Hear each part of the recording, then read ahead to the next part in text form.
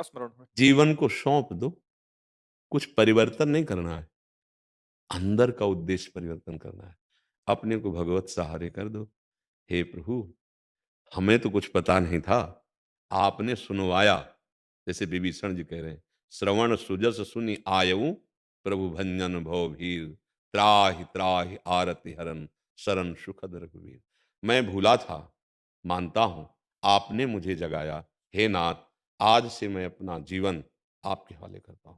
अंदर की बात कह रहे हैं, अगर हृदय से रखोगे तो फिर वो किसी न किसी रूप में आपको संभालते रहेंगे। जब कहीं भक्त को कोई संकट होता है और कोई बचाने वाला नहीं होता, वो कोई ना कोई रूप रख के आ जाते हैं और सहयोग करते हैं, अंदर से और बाहर से भी। हमको एक बार हृदय से शरणागत होना है, एक बार हृदय से, सच्चे हृदय से, फिर वो संभाल लेते हैं। तो सच्चा हृदय कैसे बने ना, इसीलिए सत्संग सुनाया जा रहा है, इसीलिए नाम जप किया जाता है। एक बार वो आर्त भाव से जब शरणागत हो जाता है, तो अपिचेत्सु दुराचारो भजते माम अनन्य भाग, साधुरेव समंतव्या सम्यक व्यवसिता हिसा। वो चाहे जितना बड़ा दुराचारी रहा हो, भगवान कहते हैं, केवल हृदय से स्वीकार कर लिया कि प्रभु गलती हो गई, आपके सिवा कोई मुझे क्षमा करने वाला नहीं है। प्रभु, आपके सिवा कोई मुझे अपना मानने वाला नहीं। नाथ, मैं आपका, भगवान संभाल लीजिए। उसी को चौपाई में गोस्वामी जी कह रहे हैं, जो नर होई चराचर द्रोही, आवे सब है शरण तकी मोही। संपूर्ण विश्व का द्रोह करने वाला पापी हो, अगर उसको भी ये ज्ञान हो जाए कि मेरे से गलती हो गई, प्रभु की शरण में कोटि विप्रबध लागे जाहू, आए शरण तजहु नहीं ताहू। करोड़ों ब्रह्म ऋषियों का त्यारा भी हो, अगर उसे एक बात आ गई हृदय में कि प्रभु के सिवा मेरा कोई नहीं कल्याण कर सकता, मैं उसको भी नहीं त्यागूंगा। भगवान के वचन हैं, भगवान के। तो हम अगर हृदय से शरण हो जाए, तो भगवान जैसे अर्जुन का रथ की बागडोर पकड़ ली, मेरे जीवन की बागडोर पकड़ लेंगे, पक्का, निश्चित समझो। अपने लोग पग पग पर भगवान की दुलार और कृपा को देखा है, पग पग पर देखा है। एक बार ऐसे संकट में फंस गए, गंगा जी का किनारा और सर्दी में कोहरा होता है, और जब बाढ़ आकर पानी सकिल जाता है तो ऊपर पपड़ी पड़ जाती है, मतलब एकदम प्लेन जगह दिखाई देती है, और वहां था भारी दलदल। अगर हम दो चार कदम आगे बढ़ जाते तो दलदल में धंस जाते। अब गंगा का किनारा, कोई वहां व्यक्ति नहीं, कोहरा पड़ रहा है, प्राण निकलने की संभावना थी, क्योंकि जब कभी कोई आता तब उधर निकालता। अब कोहरा सर्दी में और बेघाट में, हम तो ऐसे भ्रमण करते थे, अचानक आवाज आई, ए सावधान, आगे दलदल है। तो उस समय मुझे लगा कि कोहरा है, कोई व्यक्ति देख रहा होगा। उसने कहा, तो एक छड़ी रखते थे, जो ही आगे चलकर ऐसे किया, वो पूरी छड़ी ऐसे दलदल, मलाई जैसा एकदम दलदल, और ऊपर पपड़ी थी, पीछे लौट पड़े। हमने काफी खोज की कि जो आवाज, वो हर समय रहता है, किसी न किसी रूप में वो आपको संभालता रहेगा। करो सदा तिनके रखवारी, जिम बालक राखे। हमें पहले तो लगा किसी व्यक्ति का आवाज, लेकिन जब तो लगा इस समय प्रातःकालीन धुंध मची हुई है, यहाँ कौन, मतलब मेरे भगवान मेरे को प्रतिपल देख रहे। वही विश्वास आगे बढ़ाता है ना। बचपन से कदम कदम पे देखा है भगवान का दुलार, पर अंदर से भगवान के सिवा हमारा ना कोई था, ना है और ना रहेगा। उसी बात से ये बात मिट जाएगी कि हमें किसी के सहारे की जरूरत है। सच्ची मानिए, भगवान हजारों हाथों से प्यार कर रहे हैं, लाखों नेत्रों से हमें दुलार दे रहे हैं। अब देखो, क्योंकि उनके सिवा मेरा कोई नहीं, अब क्या परवाह करनी। अभयद भुज दंड मूल पीन अंश सानुकूल। उनकी अभय भुजाएं सदैव अपने भक्त के लिए फड़कती रहती हैं। हमको किसी के सहारे की जरूरत नहीं, क्योंकि किसी में जो कुछ भी बल है वो मेरे प्रभु का बल है। वो कोई भी रूप लेकर हमें सुरक्षा प्रदान करेगा, हमें सुख प्रदान करेगा, ये विश्वास हो जाए पक्का। कई बार हमने बताया ये सत्संग में, बड़ा विश्वास का विषय है। कल भी यही चर्चा की थी कि माधोदास बाबा बहुत भजनानंदी महात्मा थे। अब प्रारब्ध भोग आया, संग्रहणी का रोग हो गया, उसमें बार बार सोच होती है, पतली सोच, बार बार दो चार दस सोच हो जाए तो आदमी का शरीर शिथिल हो जाता है। उनकी कई दिन से हो रही थी।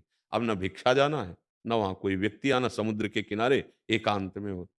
तो जब आंख खुली उनकी तो देखा एक 14 वर्ष की अवस्था, पीताम्बर माथे पे बांधे हुए, पीताम्बर पहने हुए, बाबा की लंगोटी सोच की, धो धो के ऐसे फैला रहे हैं और सूखी लंगोटी बाबा को पहना के उनका बार बार मल साफ। तो सोचा मुझ अकिंचन के पास नवीन अवस्था कौन। तो अपनी जो भागवतिक दृष्टि से देखा तो जगन्नाथ जी। तो रो पड़े, कहा प्रभु प्रभु आप ऐसा क्यों किए।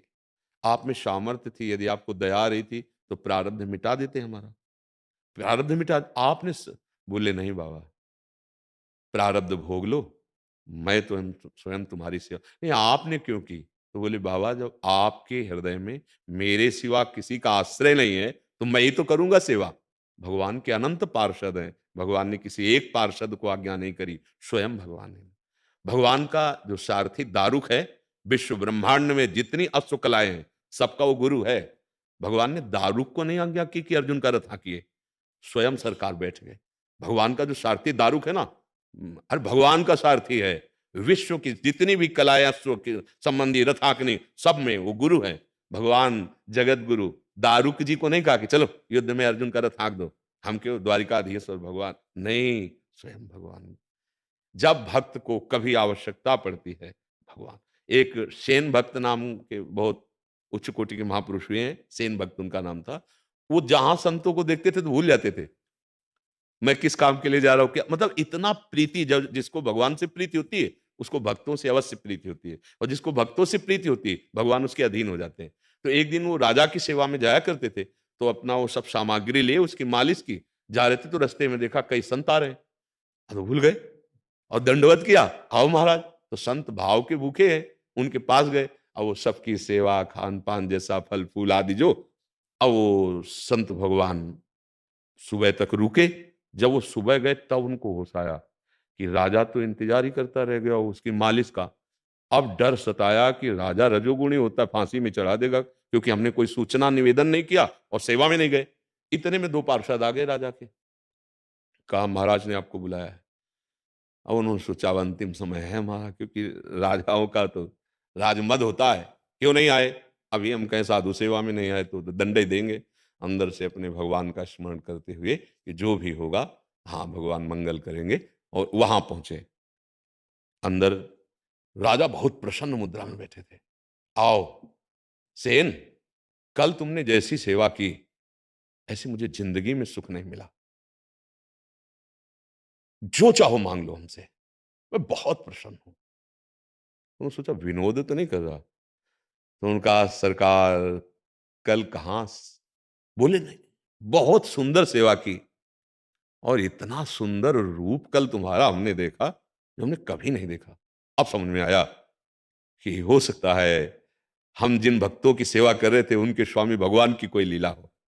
वो सरकार थोड़ा बताने की कृपा करे, क्या रूप आपने देखा। तो बोले तेल की कटोरी सामने थी और तुम हमारी पीठ की मालिश कर रहे थे, तो जब मैं ऐसे देखता तो तुम्हारा ये रूप था, और जब तेल की कटोरी में देखता तो अरविंदाक्ष कमल नयन श्याम स्वरूप, ये तुमने वो कवि रूप तो अपना दिखाया ही नहीं। रो पड़े और उनका सच्ची बात है सरकार, हम कल आए ही नहीं थे, ये हमारी जगह हमारे आराध्य देव भगवान श्री कृष्ण आए। भगवान अपने भक्त के लिए एक रजोगुणी राजा की मालिश करने सेन बनकर जाते हैं। अरे विश्वास करो ये कोई कथा नहीं है, अपने लोगों का जीवन यही है।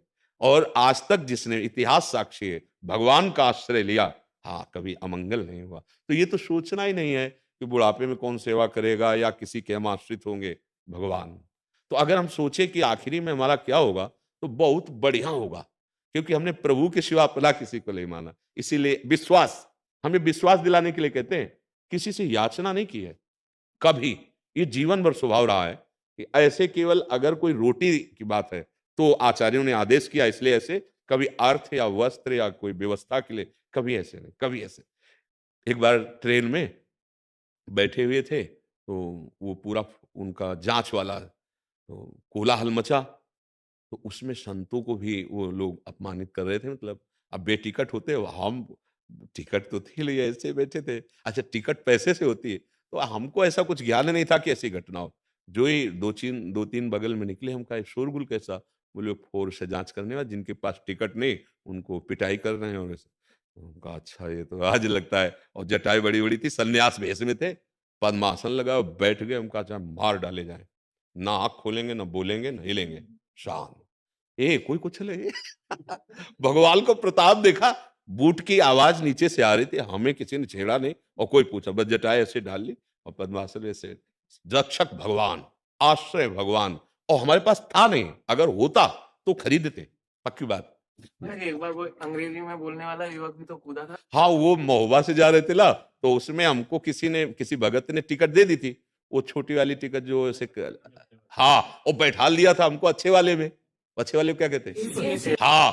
अब वो जब आप वो आए तो उनका टिकट तो हम बड़े गर्व से दिखा दिया। तो उन लोगों ने कहा कहाँ जाना है? कहा बनारस जाना है। बोले 3 स्टेशन की टिकट है, वो कम निकल गए और ये जनरल की, और वो थोड़ा अभद्र बोलने लगे। तो एक आदमी ऐसे बैठा था, नीचे उतरा, अंग्रेजी से उनसे बात की, पैसा दिया और इतनी बड़ी कागज वाली टिकट, वो हमको टिकट दी और कहा आप आराम से बैठ जाओ। उनको, अरे कदम कदम पे भगवान का प्यार, इसीलिए हम कहते हैं भगवद आश्रित रहो। हाँ, कायर भी नहीं बनना, एक बात समझना, क्या भगवान के भरोसे नहीं, कायर नहीं बनना, कर्तव्य का पालन करना, भरोसा प्रभु का रखना है।